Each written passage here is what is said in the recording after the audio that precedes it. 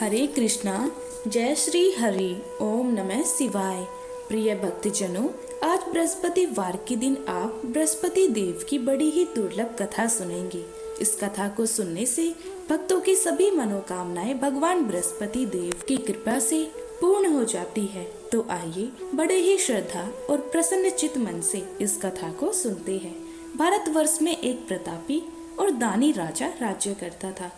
वह नित्य गरीबों और ब्राह्मणों की सहायता करता था। यह बात उसकी रानी को अच्छी नहीं लगती थी। वह ना ही गरीबों को दान देती, ना ही भगवान का पूजन करती थी और राजा को भी दान देने से मना किया करती थी। एक दिन राजा शिकार खेलने वन को गए हुए थे तो रानी महल में अकेली थी। उसी समय बृहस्पति देव साधु वेश में राजा के महल में भिक्षा लेने के लिए गए और भिक्षा मांगी तो रानी ने भिक्षा देने से इनकार कर दिया और कहा, हे साधु महाराज, मैं तो दान पुण्य से तंग आ गई हूँ। मेरा पति सारा धन लुटाते रहते हैं। मेरी इच्छा है कि हमारा सारा धन नष्ट हो जाए, फिर ना रहेगा बांस, ना बचेगी बांसुरी। साधु ने कहा, देवी तुम तो बड़ी विचित्र हो। धन संतान तो सभी चाहते हैं, पुत्र और लक्ष्मी तो पापी के घर में भी होनी चाहिए। यदि तुम्हारे पास अधिक धन है तो भूखों को भोजन दो, प्यासों के लिए प्याऊ बनवाओ, मुसाफिरों के लिए धर्मशालाएं खुलवाओ। जो निर्धन अपनी कुंवारी कन्याओं का विवाह नहीं कर सकते, उनका विवाह करा दो। ऐसे और कई काम हैं जिनके करने से तुम्हारा यश लोक में परलोक में फैलेगा। परंतु रानी पर उपदेश का कोई प्रभाव नहीं पड़ा। वह बोली, महाराज आप मुझे कुछ ना समझाइए, मैं ऐसा धन नहीं चाहती जो हर जगह बांटती फिरूं। साधु ने उत्तर दिया, यदि तुम्हारी ऐसी इच्छा है तो तथास्तु। तुम ऐसा करना कि बृहस्पतिवार को घर लीप कर पीली मिट्टी से अपना सिर धोकर स्नान करना, भट्टी चढ़ाकर कपड़े धोना। ऐसा करने से आपका सारा धन नष्ट हो जाएगा। इतना कहकर वह साधु महाराज वहाँ से आलोक हो गए। साधु के अनुसार कई बातों को पूरा करते हुए रानी की केवल 3 बृहस्पतिवार ही बीते थे कि उसकी समस्त धन संपत्ति नष्ट हो गई। भोजन के लिए राजा का परिवार तरसने लगा। तब एक दिन राजा ने रानी से बोला कि हे रानी, तुम यहीं रहो, मैं दूसरे देश को जाता हूँ, क्योंकि यहाँ पर सभी लोग मुझे जानते हैं, इसलिए मैं कोई छोटा कार्य नहीं कर सकता। ऐसा कहकर राजा परदेश चला गया। वहाँ वह जंगल से लकड़ी काट कर लाता और शहर में बेचता था। इस तरह वह अपना जीवन व्यतीत करने लगा। इधर राजा के परदेश जाते ही रानी और दासी दुखी रहने लगी। एक बार जब रानी और दासी को 7 दिन तक बिना भोजन के रहना पड़ा तो रानी ने अपनी दासी से कहा, हे दासी, आप ही के नगर में मेरी बहन रहती है, वह बड़ी धनवान है, तो उसके पास जा और कुछ लेकर आ ताकि थोड़ा बहुत गुजार बसर हो सके। रानी दासी के बहन के पास गई। उस दिन गुरुवार था और रानी की बहन उस समय बृहस्पतिवार व्रत की कथा सुन रही थी। दासी ने रानी की बहन को अपनी रानी का संदेश दिया, लेकिन रानी की बड़ी बहन ने कोई उत्तर नहीं दिया। जब दासी को रानी की बहन से कोई उत्तर नहीं मिला तो वह बहुत दुखी हुई और उसे क्रोध भी आया। दासी ने वापस आकर रानी को सारी बात बता दी। सुनकर रानी ने अपने भाग्य को कोसा। उधर रानी की बहन ने सोचा कि मेरी बहन की दासी आई थी, परंतु मैं उससे नहीं बोली, इससे वह बहुत दुखी हुई होगी। कथा सुनकर और पूजन समाप्त करके वह अपनी बहन के घर आ गई और कहने लगी, हे बहन, मैं बृहस्पतिवार का व्रत कर रही थी। तुम्हारी दासी मेरे घर आई थी, परंतु जब तक कथा होती है तब तक ना तो उठते हैं और ना ही बोलते हैं, इसीलिए मैं नहीं बोली। कहो दासी क्यों गई थी? रानी बोली, बहन तुमसे क्या छिपाऊं, हमारे घर में खाने तक को अनाज नहीं था। ऐसा कहते कहते रानी की आंखें भर आई। उसने दासी समेत पिछले 7 दिनों से भूखे रहने तक की बात अपनी बहन को विस्तार पूर्वक सुना दी। रानी की बहन बोली, देखो बहन, भगवान बृहस्पति सबकी मनोकामना पूर्ण करते हैं। देखो शायद तुम्हारे घर में अनाज रखा हो। पहले तो रानी को विश्वास नहीं हुआ, पर बहन के आग्रह करने पर उसने अपनी दासी को अंदर भेजा तो उसे सचमुच अनाज से भरा एक घड़ा मिल गया था। यह देखकर दासी को बड़ी हैरानी हुई। दासी रानी से कहने लगी, हे रानी, जब हमको भोजन नहीं मिलता तो हम व्रत ही तो करते हैं, इसीलिए क्यों ना इनके व्रत और कथा की विधि पूछ ली जाए ताकि हम भी व्रत कर सकें। तब रानी ने अपनी बहन से बृहस्पतिवार व्रत के बारे में पूछा। उसकी बहन ने बताया, बृहस्पतिवार के व्रत में चने की दाल और मुनक्का से विष्णु भगवान का केले की जड़ में पूजन करें तथा दीपक जलाएं, व्रत कथा सुने और पीला भोजन ही करें। इससे बृहस्पति देव प्रसन्न होते हैं।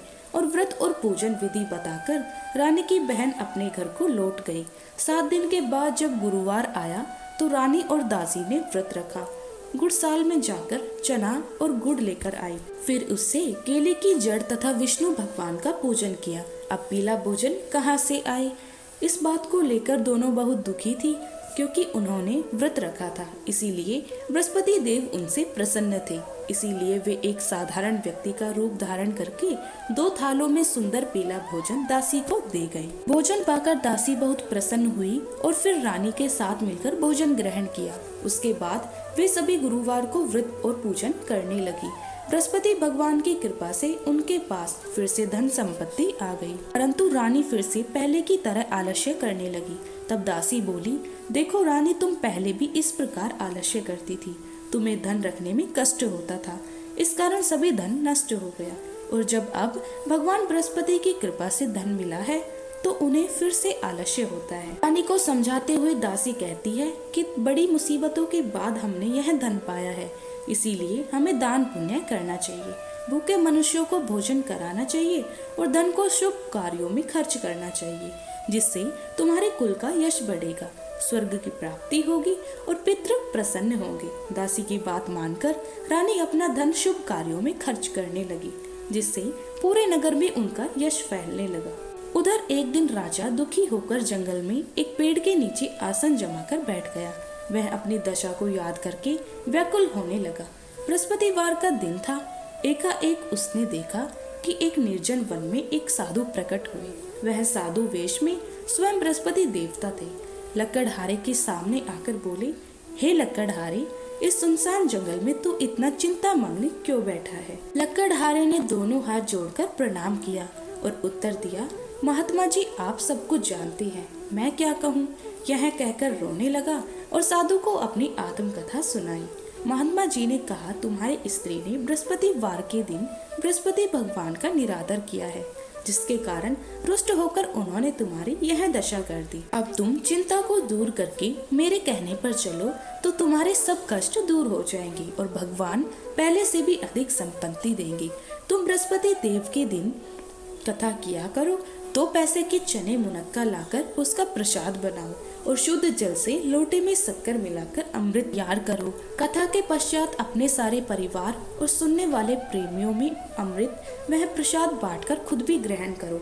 ऐसा करने से भगवान तुम्हारी सब मनोकामनाएं पूरी करेंगे।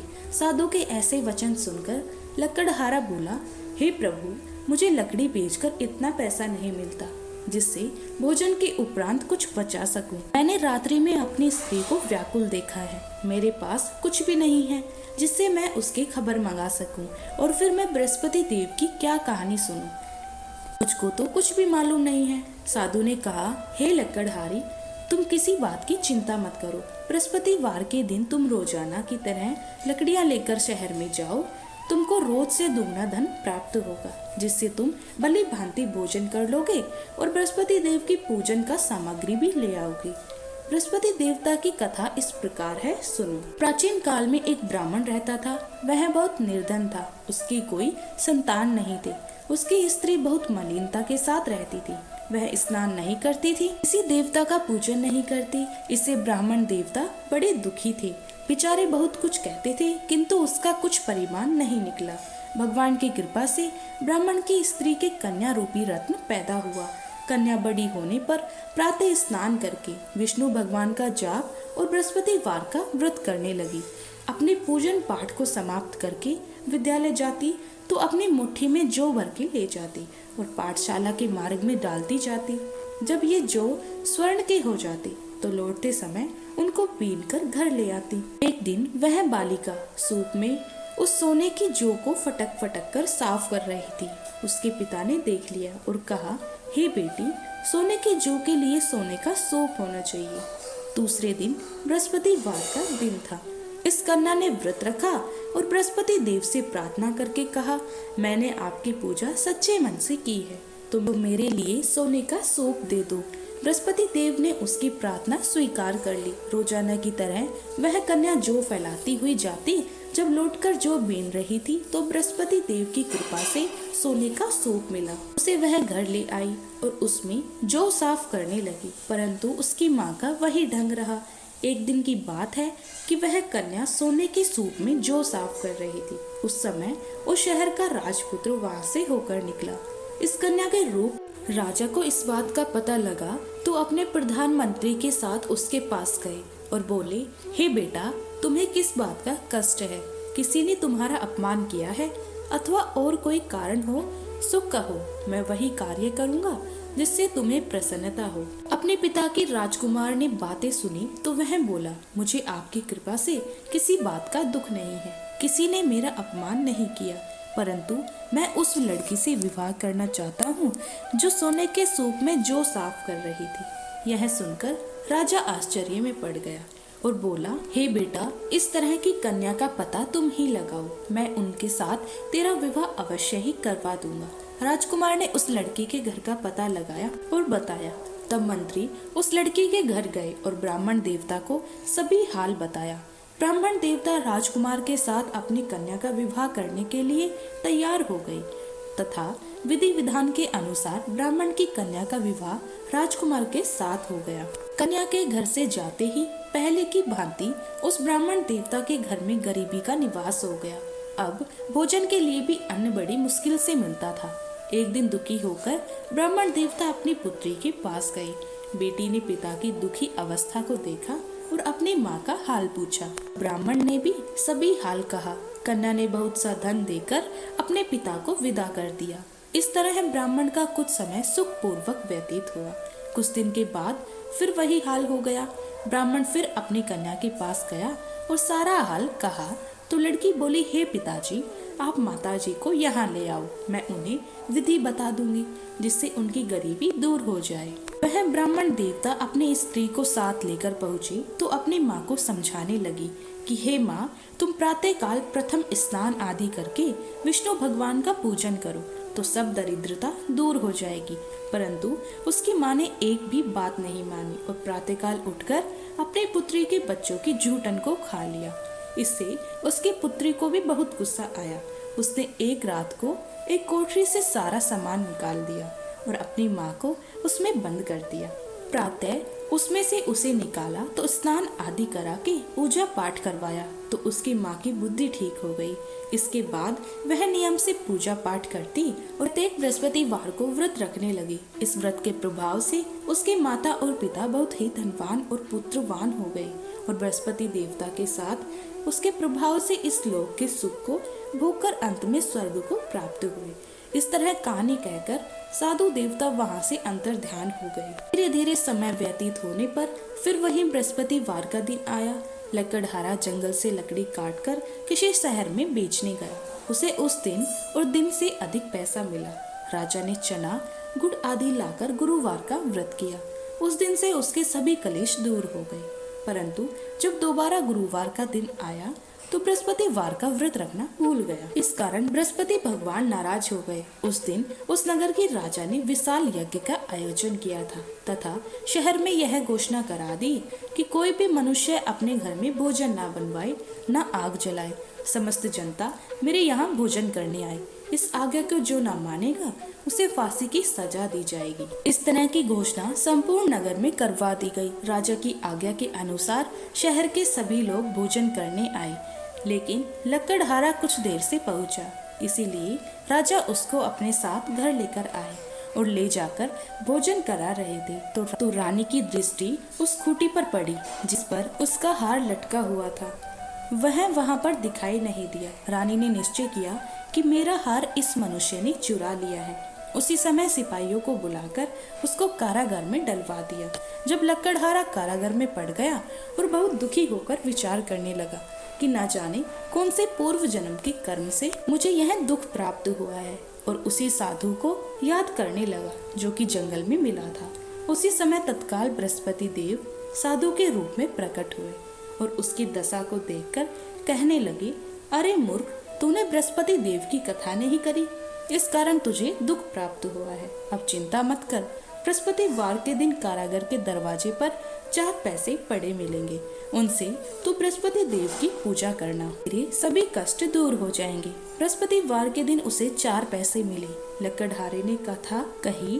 उसी रात्रि को बृहस्पति देव ने उस नगर के राजा को स्वप्न में कहा, हे राजा, तुमने जिस आदमी को कारागार में बंद कर दिया था वह निर्दोष है, वह राजा है, उसे छोड़ देना। रानी का हार उसी खूंटी पर लटका है, अगर तू ऐसा नहीं करेगा तो मैं तेरे राज्य को नष्ट कर दूंगा।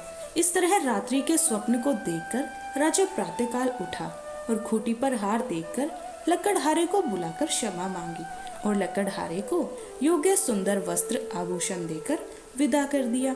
बृहस्पति देव की आज्ञा के अनुसार लकड़हारा अपने नगर को चल दिया। राजा जब अपने नगर के निकट पहुंचा तो उसे बड़ा आश्चर्य हुआ। नगर में पहले से अधिक बाग, तालाब, कुएं तथा बहुत सी धर्मशाला, मंदिर आदि बन गए। राजा ने पूछा, यह किसका बाग है और धर्मशाला है? तब नगर के सब लोग कहने लगे, यह सब रानी और बंदी की है।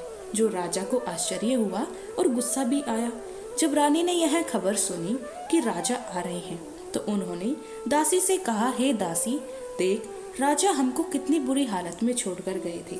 हमारी ऐसी हालत देखकर वह लौट न जाए, इसीलिए तू दरवाजे पर खड़ी हो जा। आज्ञा के अनुसार दासी दरवाजे पर खड़ी हो गई। राजा आए तो उन्हें अपने साथ लेकर आए। तब राजा ने क्रोध करके अपनी रानी से पूछा कि यह धन तुम्हें कैसे प्राप्त हुआ? तब उन्होंने कहा, हमें यह सब धन बृहस्पति देव की इस व्रत के प्रभाव से प्राप्त हुआ है। राजा ने निश्चय किया कि 7 रोज बाद से बृहस्पति देव का पूजन करते हैं, परंतु मैं प्रतिदिन दिन में 3 बार कहानी और रोज व्रत किया करूंगा। अब हर समय राजा के दुपट्टे में चने की दाल बंधी रहती और दिन में 3 बार कहानी करती। एक रोज राजा ने विचार किया कि चलो अपनी बहन के घर हो आऊं। इस तरह निश्चय करने के बाद राजा घोड़े पर सवार होकर अपनी बहन के यहाँ को चलने लगा। मार्ग में उसने देखा कि कुछ आदमी मुर्दे को लिए जा रहे हैं। उन्हें रोककर राजा कहने लगा, अरे भाइयों, मेरी बृहस्पति देव की कथा सुन लो। वे बोले, लो, हमारा तो आदमी मर गया है, इसको अपनी कथा की पड़ी है। परंतु कुछ आदमी बोले, अच्छा, कहो, हम सुनेंगे तुम्हारी कथा। राजा ने दाल निकाली और जब कथा आदि हुई कि मुर्दा हिलने लग गया और जब कथा समाप्त हो गई तो राम राम करके मनुष्य उठकर खड़ा हो गया। आगे मार्ग में उसे किसान खेत में हल चलाता मिला तो राजा ने उसे देखकर बोला, अरे भैया, तुम मेरे बृहस्पतिवार की कथा सुन लो। किसान बोला, जब तक मैं तेरी कथा सुनूंगा तब तक 4 हरैया जोत लूंगा। जा, अपनी कथा किसी और को सुनाना। इस तरह राजा आगे चलने लगा। राजा के हटते ही बैल पछाड़ खाकर गिर गए और किसान के पेट में बड़ी जोर से दर्द होने लगा। उस समय उसकी माँ रोटी लेकर आई। उसने जब यह देखा तो अपने पुत्र से सब हाल पूछा और बेटी ने सभी हाल कह दिया। तो बुढ़िया दौड़ी दौड़ी उस घुड़सवार के पास गई और उससे बोली कि मैं तेरी कथा सुनूंगी, तू अपनी कथा मेरे खेत पर चलकर ही कहना। राजा ने बुढ़िया के खेत पर जाकर कथा कही, जिसके सुनते ही वह बैल उठ गए और किसान के पेट का दर्द भी बंद हो गया। राजा अपनी बहन के घर पहुंचा। बहन ने भाई की खूब मेहमानी की। दूसरे रोज प्रातःकाल राजा जगा तो वह देखने लगा कि वह सब लोग भोजन कर रहे हैं। राजा ने अपनी बहन से कहा, कोई ऐसा मनुष्य है जिसने भोजन नहीं किया हो? मेरे बृहस्पतिवार की कथा सुन ले। बहन बोली, हे भैया, यह देश ऐसा है, पहले यहाँ लोग भोजन करते हैं, बाद में अन्य काम करते हैं। फिर कोई पड़ोस में हो तो देख आऊं। वह ऐसा कहकर देखने चली गई, परंतु उसे कोई ऐसा व्यक्ति नहीं मिला जिसने भोजन न किया हो। अतः वह एक कुम्हार के घर गई जिसका लड़का बीमार था। उसे मालूम हुआ कि उसने यहाँ 3 रोज तक भोजन नहीं बना। रानी ने अपने भाई की कथा सुनने के लिए कुम्हार से कहा। वह तैयार हो गया। राजा ने जाकर बृहस्पतिवार की कथा कही, जिसको सुनकर उसका लड़का ठीक हो गया। अब तो राजा की प्रशंसा होने लगी। एक रोज राजा ने अपनी बहन से कहा कि हे बहन, हम अपने घर को जाएंगे, तुम भी तैयार हो जाओ। राजा की बहन ने अपनी सास से कहा तो सास ने कहा, हाँ चली जा, परंतु अपने लड़के को मत ले जाना, क्योंकि तेरे भाई की कोई औलाद नहीं है। बहन ने अपने भैया से कहा, भैया मैं तो चलूंगी, पर कोई बालक नहीं चलेगा। राजा बोला, जब कोई बालक नहीं चलेगा तब तुम ही क्या करोगी? बड़े दुखी मन से राजा अपने नगर को लौट आया। राजा ने अपनी रानी से कहा, हम निर्वंशी है, हमारा मुंह देखने का धर्म नहीं है और कुछ भोजन आदि नहीं किया है। रानी बोली, हे प्रभु, बृहस्पति देव ने हमको सब कुछ दिया है, वह हमें औलाद भी अवश्य देंगे। उसी रात बृहस्पति देव ने राजा से स्वप्न में कहा, हे राजा उठो, सभी सोच त्याग दो, तेरी रानी गर्भ से है। राजा को यह बात सुनकर बड़ी खुशी हुई। 90 महीने में उसके गर्भ से एक सुंदर पुत्र पैदा हुआ। तब राजा बोला, हे रानी, स्त्री बिना भोजन रह सकती है, पर बिना कहे नहीं रह सकती। जब मेरी बहन आएगी तुम उनसे कुछ मत कहना। रानी ने सुनकर हाँ कर दिया। जब राजा की बहन ने यह शुभ समाचार सुना तो वह बहुत खुशी हुई और बधाई लेकर अपने भाई के यहाँ आई। तभी रानी ने कहा, घोड़ा चढ़कर तो नहीं आई, गधा चढ़कर आई है। राजा की बहन बोली, भाभी, इस प्रकार न कहती तो तुम्हें औलाद कैसे मिलती। बृहस्पति देव ऐसे ही हैं, जैसी जिसकी मन में कामनाएं होती हैं सभी को पूर्ण करते हैं। जो सद्भावना पूर्वक बृहस्पति वार का व्रत करता है एवं कथा पढ़ता है अथवा सुनता है, दूसरों को सुनाता है, बृहस्पति देव उनकी सभी मनोकामनाएं पूर्ण करते हैं। बृहस्पति देव उनकी सदैव रक्षा करते हैं। जो संसार में सद्भावना और सच्चे हृदय से बृहस्पति देव का पूजन करते हैं, उनकी सभी मनोकामनाएं उसी प्रकार पूर्ण होती हैं। जैसे राजा और रानी ने बृहस्पति देव की कथा का गुणगान किया, उनकी सभी इच्छाएं बृहस्पति देव ने पूर्ण की। मनुष्य को हृदय से उनका मनन करते हुए जयकारा करना चाहिए। तो प्रेम से बोलिए, बृहस्पति देव की जय, विष्णु भगवान की जय।